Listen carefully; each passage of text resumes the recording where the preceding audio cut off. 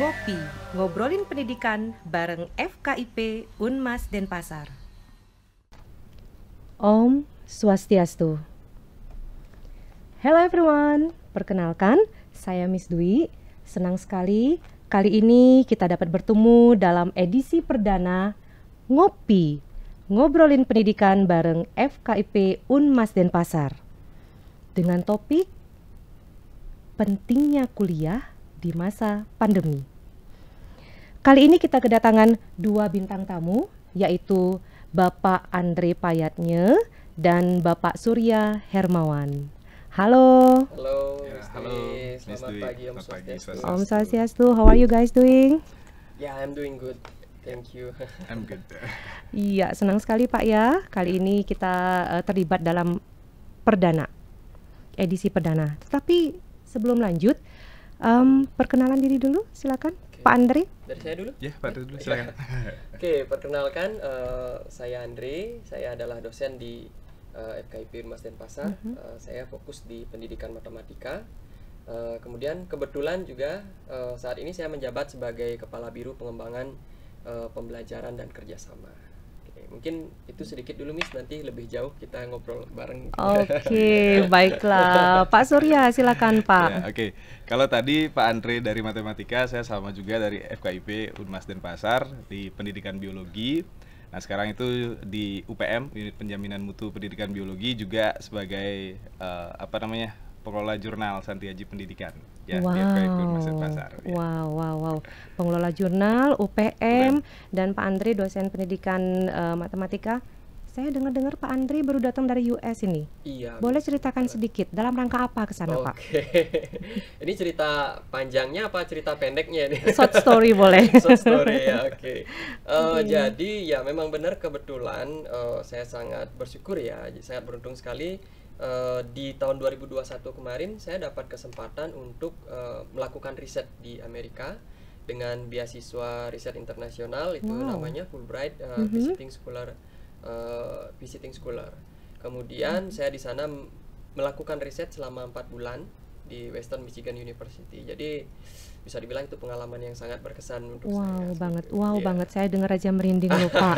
Dan itu membawa nama FKIP Unmas Denpasar Iya, juga tentunya Bapak. membawa nama FKIP. Dan kebetulan juga waktu itu saya sebagai salah satu dari 12 orang perwakilan Asia Tenggara waktu itu. Jadi program yang saya ikuti itu adalah kerjasama dari Asia Tenggara dan US dengan Amerika. Wih, mantap bener ya. Dosen-dosen FKIP Unmas Denpasar nih. Tapi flashback sedikit nih Bapak-bapak. Boleh ceritakan dulu zaman kuliah, masa mudanya S1, S2 gitu. Bisa nggak diceritakan pengalaman semasa kuliah dulu? Boleh dari Pak Surya, silakan. Saya kalau dulu saya pas kuliah itu waktu S1 saya lebih senang di organisasi gitu, Miss. Ya, jadi waktu S1 di Singaraja itu saya aktif di BEM. Jadi ya memang kegiatannya selain perkuliahan juga aktif berkegiatan gitu, mengelola kegiatan di Statalis, OKK dan lain-lain. Nah, kemudian lanjut S2, kebetulan dapat beasiswa dari LPDP tuh. Wow. Ya, saya lanjut di Universitas Negeri Malang. Nah, kebetulan kalau di Malang itu ya karena beda atmosfernya. Kalau di S2 itu udah nggak terlalu aktif lagi di organisasi kemahasiswaan, jadi fokus kuliah. Waktu S1 aja sih yang pejuang LPDP berarti Pak ya. Iya, pejuang LPDP. Tetapi pengalaman pada saat S1 berorganisasi itu sangat bermanfaat. Saya rasa justru itu yang lebih dominan membuat saya bisa sampai dapat LPDP itu, Miss, kemarin gitu. Wow. Ya. Seru ya. So viewers, subscribers dan followers kita nih, kita dengar lagi nih sekarang dari Pak Andre. Oke. Pengalaman semasa kuliah dulu Pak. Pengalaman semasa kuliah banyak sih ya Pak Surya. Kebetulan saya dan Pak Surya kakak kelas saya nih. Ya. Oh really? Jadi saya kakak kelasnya Pak Surya. Oke. Dulu saya yang membuli Pak Surya. Alright. Ya, jadi kalau pengalaman sih banyak sekali ya. Kalau menurut saya kuliah itu adalah salah satu dari priceless gitu ya, priceless experience gitu untuk kita.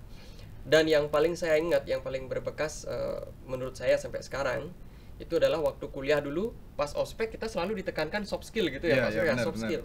Jadi kita harus menguasai soft skill, bukan hanya hard skill.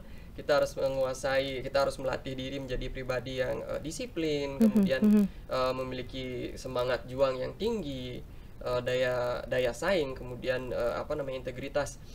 Itu menurut saya merupakan hal yang sangat berguna gitu loh, Miss. Jadi sekarang itu yang skill yang sangat penting ya, sangat terpakai sekali sekarang, kerasa sekali setelah kita berkarir itu ya, ternyata memang itu yang sangat penting gitu ya.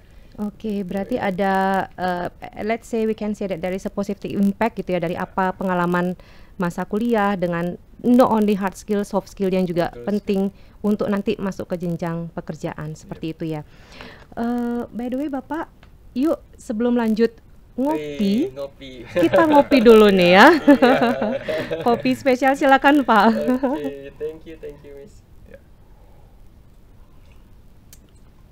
Kopi spesial dari FKIP. Kopi spesial FKIP sambil ngopi, ngobrolin pendidikan bareng FKIP Unmas Denpasar. Ya, berbicara tentang kuliah nih Ki Pak. Apakah menurut Bapak kuliah itu penting? Apalagi untuk generasi zaman now gitu ya. Penting nggak sih kuliah? Apakah cukup tamat SMA atau juga kita bisa jadi bisa kerja, bisa nyari duit sendiri, bisa jadi inilah itulah gitu. Penting nggak untuk kuliah? Silakan. Pak Surya sebagai adik yang baik, saya dulu aja. Boleh. Adik yang sangat baik. Oke. Jadi kalau menurut saya itu Miss, seperti yang Miss sampaikan tadi, meskipun sebenarnya kita lulus SMA udah bisa langsung bekerja ya, SMA, SMK itu. Nah, cuman menurut saya ini pengalaman saya itu ada hal lebih yang bisa kita dapatkan di bangku kuliah. Sebab apa? Sebab ketika kita bicara kultur ya, SMA dan kuliah itu sangat jauh berbeda nih. Kemandirian kita belajar, bertanggung jawab, soft skill yang disampaikan tadi itu justru lebih banyak dilatih ditempa di bangku kuliah. Akan menjadi nilai tambah tersendiri bagi kita ketika kita masuk kuliah jurusan apapun itu. Sebab kalau dosen saya dulu pernah bilang tuh, kita masuk kuliah perihal kita dapat ilmu sesuai dengan bidang kita ya oke, itu memang tujuan kita. Tetapi ada suatu proses kemandirian belajar, tanggung jawab itu yang sangat berbeda. Dan menurut saya ketika kita udah sampai di tempat kerja, ilmu, konten, bidang ilmu itu memang diperlukan, tetapi yang lebih penting itu adalah justru tanggung jawab, kemandirian, dan soft skill tadi yang ya menurut saya tuh jauh lebih diberdayakan ditempa ketika kita kuliah gitu. Oke, ya, berarti itu dengan kuliah bisa lebih menempa diri. betul, Pak ya. Ya, Alright. lebih mandiri gitu. Kita kalau waktu SMA kan mungkin ya semua sudah teratur ya, jadi kalau kita nggak buat tugas yaudah besoknya dihukum gitu misalnya. Tapi kalau kuliah kan ada tanggung jawab tersendiri. Kalau kita nggak selesai nih berarti yang rugi kan aku sendiri, dosen perguruan tinggi itu nggak. Kalau waktu SMA kan aku nggak lulus, jadi apa ya, ya lebih ke bukan diri sendiri yang bertanggung jawab. Jadi masih ada sistem pendukung yang lebih kuat gitu loh waktu SMA. Kalau kuliah kayak udah kita aja gitu. Oke, berarti Sendiri bisa gitu. dikatakan lebih self-directed gitu ya lebih kalau kita kuliah ya. Betul. What do you think about it, Pak Andre? Is it important that we have to go to university? Yeah, so I think that maybe kalau kita kuliah itu kita lebih punya open so many opportunity for our life kayak gitu. Jadi kalau sekarang kan mungkin anak-anak SMA mungkin yang sudah kelas 3 yang akan tamat berpikir ini masa pandemi, masa yang sangat susah untuk saya dan terutama untuk orang tua saya yang nanti akan membiayai. Jadi saya merasa kuliah itu ya nggak perlu gitu misalnya. Tapi kalau menurut saya tuh nggak seperti itu, Miss. Jadi pandemi ini salah satu yang membuktikan kepada kita bahwa kita tidak bisa bergantung pada satu sektor saja di bidang pekerjaan. Jadi negara itu nggak bisa bergantung pada satu sektor yang ternyata sektor itu akan terpukul setelah terkena pandemi ini. Jadi pandemi itu sebenarnya kesempatan ataupun hal yang bisa membuat kita sadar, oh saya berarti harus mencari alternatif baru, saya harus mengembangkan diri, saya harus berkuliah agar nanti saya bisa mendapatkan peluang kerja yang lebih luas. Agar nanti kalau seandainya terjadi hal-hal seperti ini, misalnya pandemi, saya bisa tetap bertahan menjalani kehidupan dan bahkan bisa menjadi orang sukses. Jadi menurut saya malah pandemi ini mengajarkan kita bahwa kuliah itu sangat penting untuk menjamin kehidupan kita begitu. Kalau menurut saya begitu, Miss. Iya, wah berbicara tentang pandemi COVID-19 ya, yang mudah-mudahan sebentar lagi bisa menjadi endemi ya Bapak ya. Kan kita tahu nih, semua sedang jatuh, ekonomi runtuh. Masih worth it nggak generasi muda tuh, saya harus kuliah, no matter what the reason is, walaupun keuangan ekonomi sedang terganggu misalnya, tetap mengukuhkan diri untuk saya harus kuliah, itu menurut Bapak bagaimana? Adik yang baik dulu. Kayak susah. Kakak yang pertanyaannya. sabar. Ya. Iya. Kalau saya sih Miss ya, dengan pertanyaan tadi ya, kita bicara idealnya dulu. Nah, kemudian pertimbangan ekonomi dan lain-lain memang itu penting, cuman coba kita taruh dulu di pertimbangan kedua dan ketiga. Yang jelas kuliahnya dulu nih.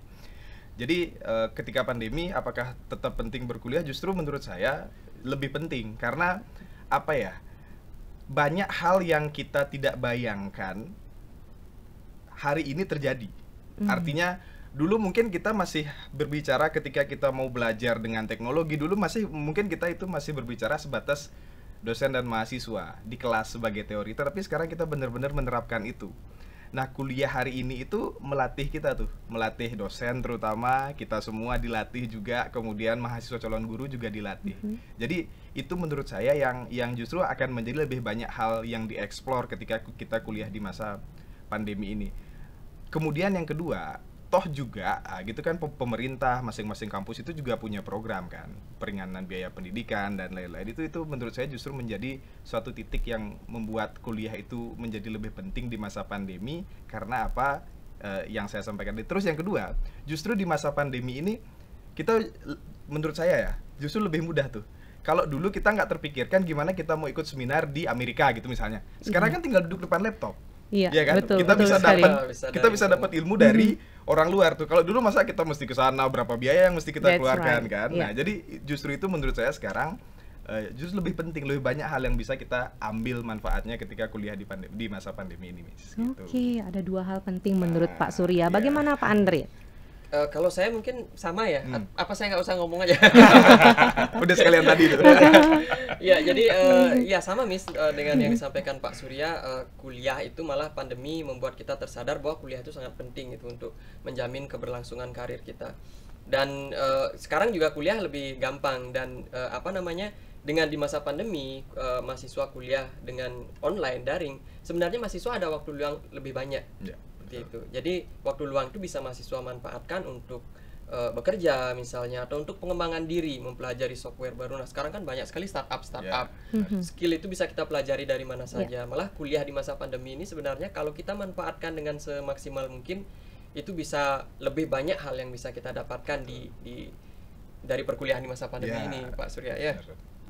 Alright, dengarkan tadi generasi muda bahwa kuliah di masa pandemi ini yang mudah-mudahan sebentar lagi menjadi endemi itu sangat penting ya, dan sangat mungkin dilakukan.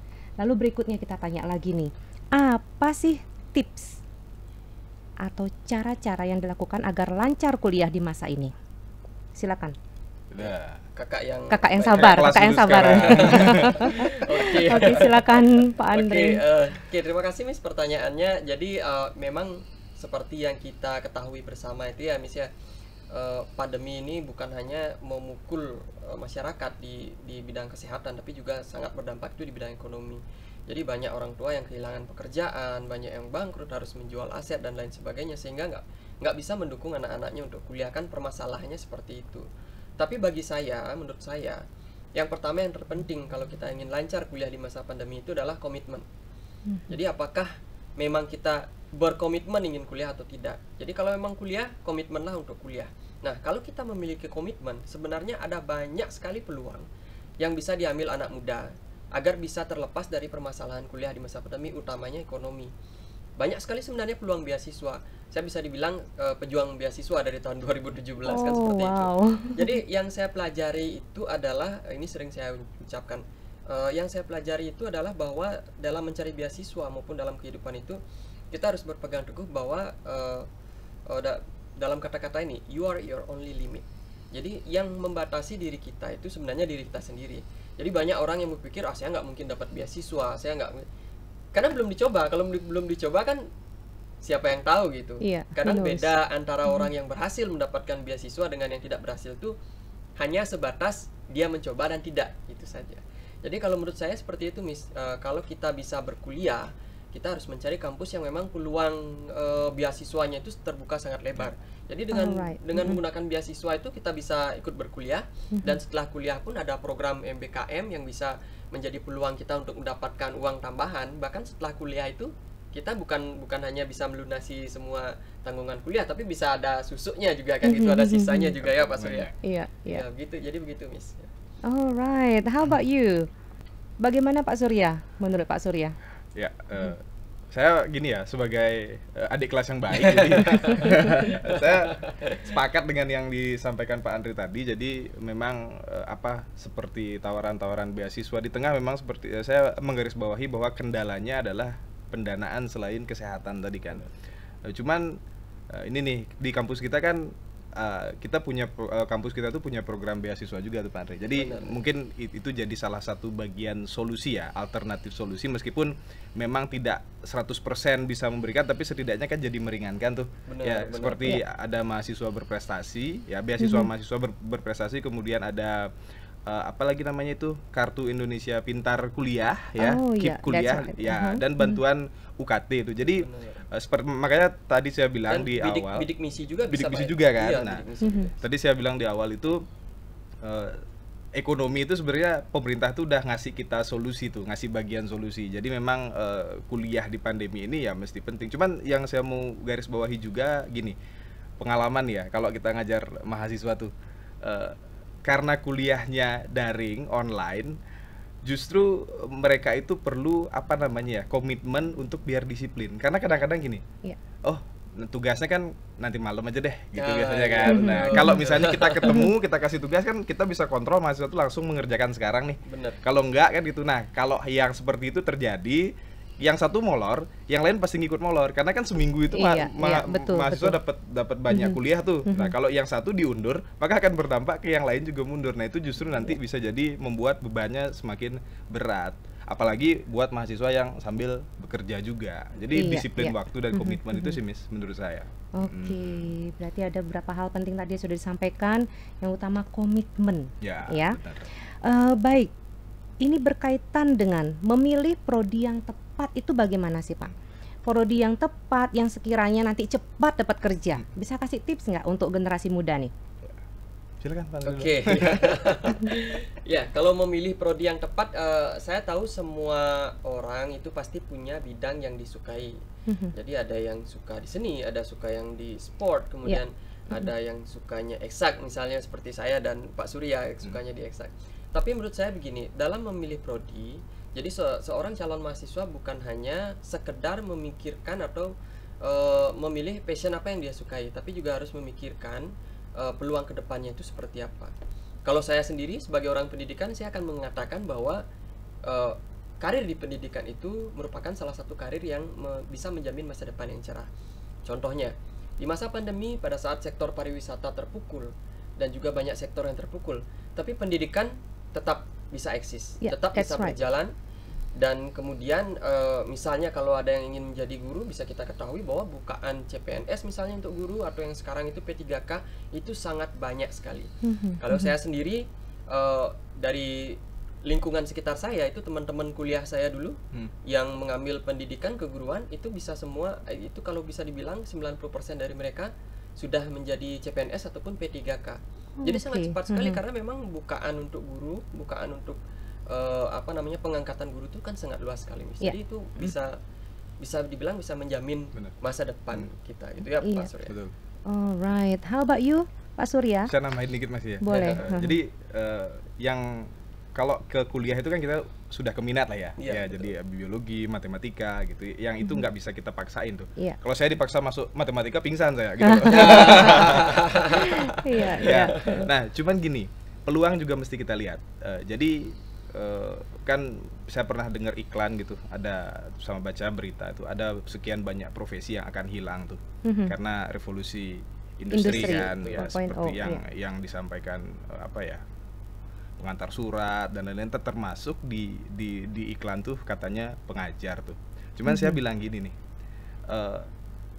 guru sebagai sumber belajar mungkin akan hilang, tapi guru sebagai teman belajar nggak akan mungkin pernah hilang. Oh, that's right. Jadi betul. Ya gimana pun nanti, jadi saya masih merasakan sekarang kalau sebagai sumber belajar, guru dosen itu bisa hilang karena akses informasi itu sangat banyak yang bisa didapat oleh siswa, oleh mahasiswa gitu. Tapi peran guru sebagai teman belajar tuh nggak akan pernah hilang, nggak akan pernah bisa digantikan oleh siapapun sebagai teman cerita, ngobrol gitu. Nah makanya itu menjadi suatu peluang buat yang masuk, yang berminat di keguruan ya, selain tadi yang sudah disampaikan oleh Pak Andre, itu akan, menurut saya nih, versi saya, itu akan tetap eksis ya. Makanya itu juga menjadi tantangan kita nih sekarang. Kita gimana caranya kalau kita ngajar mahasiswa itu bukan lagi sebagai sumber belajar, tapi sebagai teman belajar yang ceritalah sama mereka sehingga mereka lebih terbuka, menyampaikan keluhannya lebih enak ke kita. Gitu sih menurut saya.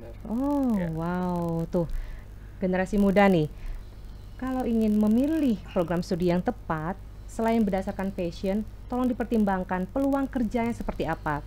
Salah satunya keguruan. Fakultas Keguruan dan Ilmu Pendidikan FKIP Unmas Denpasar tentu saja menyediakan beberapa prodi ya Pak ya. Betul.